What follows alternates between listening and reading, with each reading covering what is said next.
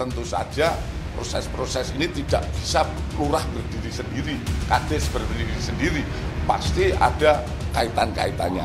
Nah, ini yang akan kita dalami.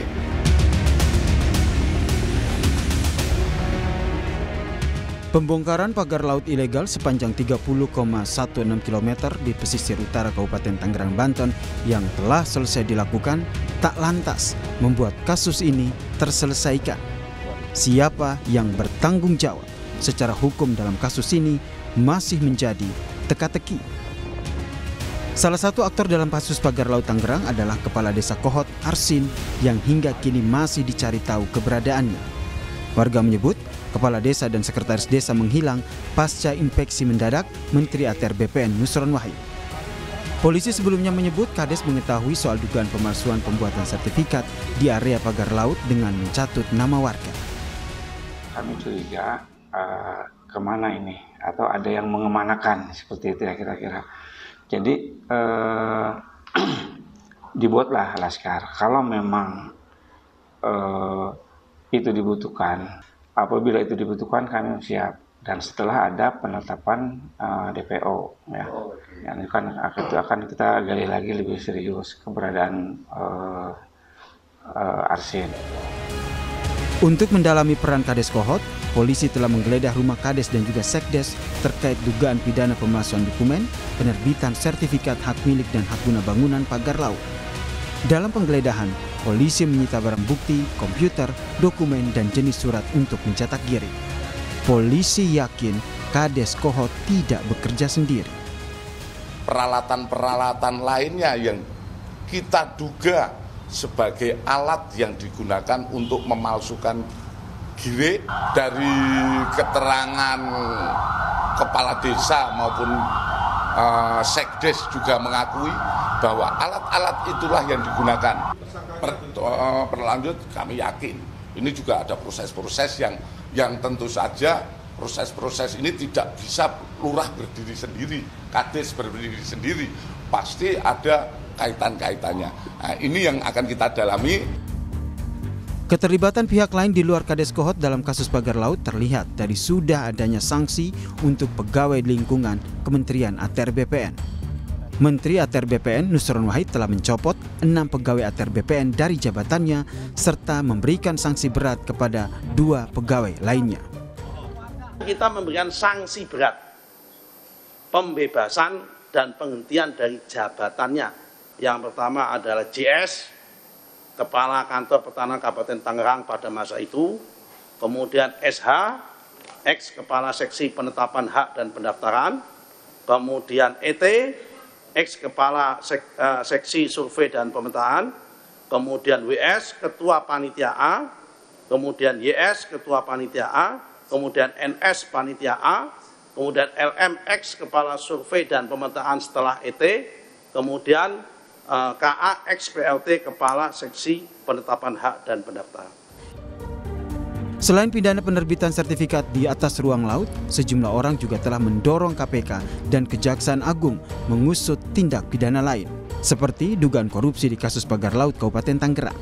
Hingga saat ini belum ada satupun tersangka yang ditetapkan dalam kasus pagar laut. Tim Liputan, Kompas TV. Pembongkaran pagar laut yang membentang luas di perairan Tangerang, Banten boleh saja usai, namun hingga kini belum ada kejelasan soal penanganan kasus pidana yang melatar belakangi berdirinya pagar laut. Meski sudah menggeledah rumah Kepala Desa Kohot, namun hingga kini polisi belum menetapkan tersangka serta siapa pihak yang memiliki sertifikat HGB dan SHM di atas perairan tersebut. Kita bahas di Kompas Petang hari ini bersama dengan mantan Kabareskrim Polri, Komjen Purnawirawan Ito Sumardi. Selamat petang Pak Ito dengan Maidop. Ya, selamat petang Mbak Maido. Pak, ini 11 hari sudah pembongkaran pagar laut digelar, kemudian juga ada pembongkaran atau juga penggeledahan di rumah Kepala Desa. Anda melihat dari proses ini, apa yang membuat polisi belum menetapkan tersangka? Ya, tentunya kita juga harus mengikuti aturan yang berlaku ya dalam satu proses penyidikan. Yang pertama, dalam gelar perkara, yang pertama itu sudah ditetapkan bahwa dari proses penyelidikan sudah ditingkatkan menjadi proses penyidikan ya. Kemudian karena penyidik menemukan indikasi ada HGB dan sertifikat SHM palsu, oke. SHM yang melibatkan pemalsuan warkah ya untuk pengajuan ke kantor. Kemudian barang bukti dan saksi, polisi juga telah memeriksa 44 saksi ya, termasuk daripada pejabat ATR BPN, KKP,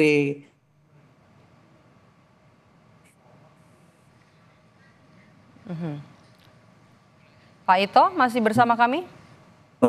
Peda, dan juga kepala desa. Iya, Mbak. Oke, tadi sempat terputus Pak Ito. Apa yang kemudian dengan apa yang tadi Anda sampaikan, sudah memeriksa saksi, kemudian juga pembongkaran pagar laut sudah dilakukan. Apa yang kemudian jadi langkah yang sangat hati-hati bagi polisi untuk menetapkan tersangka dalam kasus ini?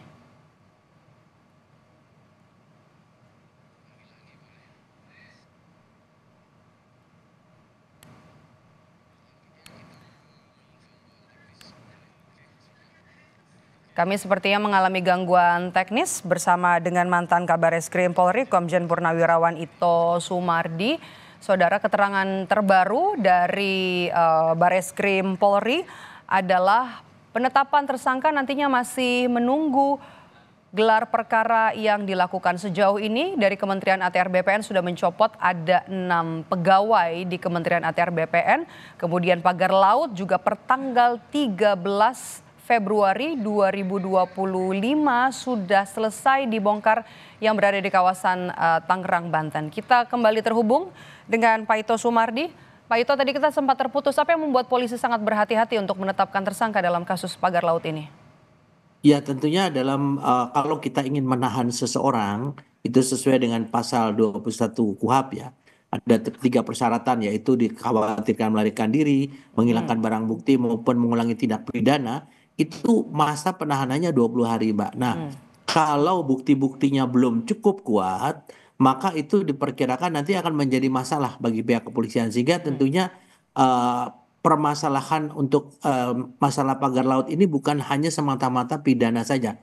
Karena dari DPR, kemudian Kortas Tipikor, saat ini sudah bekerja bersama-sama untuk mengusut aliran dana dan dugaan apabila terjadinya tindak korupsi. Karena itu Polri saat ini sudah bekerja sama dengan ATR BPN, KKP, kemudian dengan Kejaksaan dan KPK juga mengusut aspek lain dari kasus ini. Oke, sebelum kita ke arah korupsi sendiri Pak, untuk penetapan tersangka meski sudah ada indikasi pemalsuan HGB dan juga SHM. Ya, itu kan sekarang sedang menunggu hasil daripada lapor, mungkin 1-2 hari ini, dan Pak Dirtipidum ya, Tipidum Mabes Polri juga menyatakan untuk gelar kedua ini nanti langsung ditetapkan siapa-siapa yang akan ditetapkan sebagai tersangka, bukan hanya kepada kepala desa Kohot saja, Mbak. Jadi ada pihak-pihak lain. Ya, saya kira menunggu saja dari hasil gelar perkara yang kedua untuk penetapan tersangka. Ini berarti senada dengan apa yang disampaikan oleh Bareskrim, pernyataan terbaru adalah tidak mungkin tadi ya kepala desa ini bekerja sendiri untuk dalam kasus pagar laut ini. Anda lihat siapa saja yang berpotensi terlibat? Iya, yang jelas surat itu kan bisa keluar karena ada satu pejabat yang berhak mengeluarkan surat itu, dan tentunya kalau pejabat itu mengeluarkan surat itu apakah memang sesuai dengan ketentuan ataukah ada hal-hal lain yang diberikan dalam bentuk gratifikasi. Nah, ini kan akan menyangkut kepada masalah korupsi. Saya yakin di sini ini bukan hanya masalah tindak pidana biasa, Mbak ya. Ini karena sudah menyangkut masalah proyek ya, masalah proyek yang besar. Tentu ada upaya-upaya untuk memuluskan agar bisa ini menjadi satu dokumen resmi yang diperoleh melalui pemalsuan baik identitas maupun juga pemalsuan yang menyangkut kepada penertiban SHM maupun HGB. Nah, kita tinggal mengusutnya dari sana. Pasti akan ada pejabat-pejabat yang terkait dengan Jadi dokumen. Anda mau bilang ada level yang lebih tinggi dari seorang kepala desa?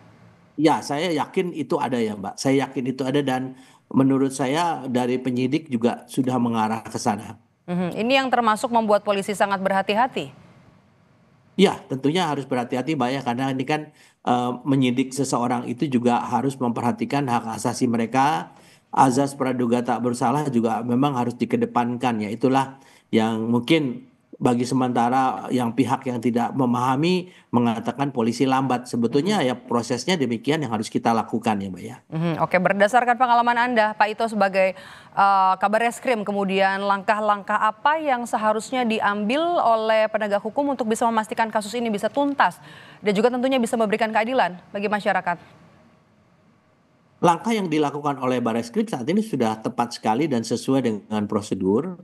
Dan tentunya koordinasi tadi ya, karena ini dikawal oleh DPR, dikawal oleh KPK, Kejaksaan maupun Kompolnas, maka tentunya kita juga tidak bisa berhati-hati ya untuk bisa menetapkan seseorang menjadi tersangka. Karena kasus ini harus diusut secara tuntas ya, bukan hanya sebatas kepada kepala desa Kohot saja ya, ataupun pejabat-pejabat yang layer di bawah ya.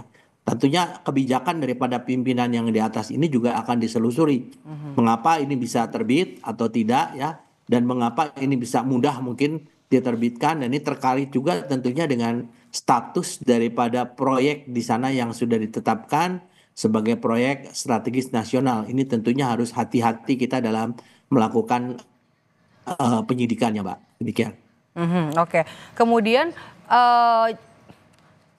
Pak Ito, kalau misalnya kita lihat dalam kasus ini, bagaimana kemudian memisahkan pidananya juga dengan korupsi yang Anda tadi sempat sebut di awal? Ya, saya kira mudah ya. Kalau namanya pidana untuk pemalsuan, itu kan sudah jelas ya di sana bahwa ada dokumen yang dikeluarkan berdasarkan data-data palsu. Tetapi sekarang kan yang menerbitkan itu kan tentunya ada instansi. Dari instansi ada pejabat yang berhak mengeluarkan. Dari pejabat yang berwenang atau yang berhak mengeluarkan ini, apakah nanti dari hasil pemeriksaan ada aliran dana yang masuk? Karena ini kan juga akan menyangkut PPATK dan lain sebagainya ya. KPK juga turun. Sehingga di sini perlu ada koordinasi apakah pidananya ditangani oleh Barreskrim, sedangkan nanti untuk dugaan terjadinya korupsinya ditangani oleh instansi lain, misalnya Kejaksaan Agung ataupun oleh KPK. Saya kira koordinasi daripada lembaga-lembaga ini saat ini sangat diperlukan untuk bersama-sama secara simultan mengusut kasus ini, dan saya dengar memang sudah dilakukan, Mbak. Saya kira mungkin kita perlu bersabar ya, dan saya yakin dalam waktu tidak lama akan ada penetapan tersangka maupun juga kejelasan kasus ini. Demikian. Baik, terima kasih Pak Ito Sumardi, mantan Kabarreskrim Polri sudah bergabung bersama kami di Kompas petang hari ini. Terima kasih Pak Ito, sehat selalu.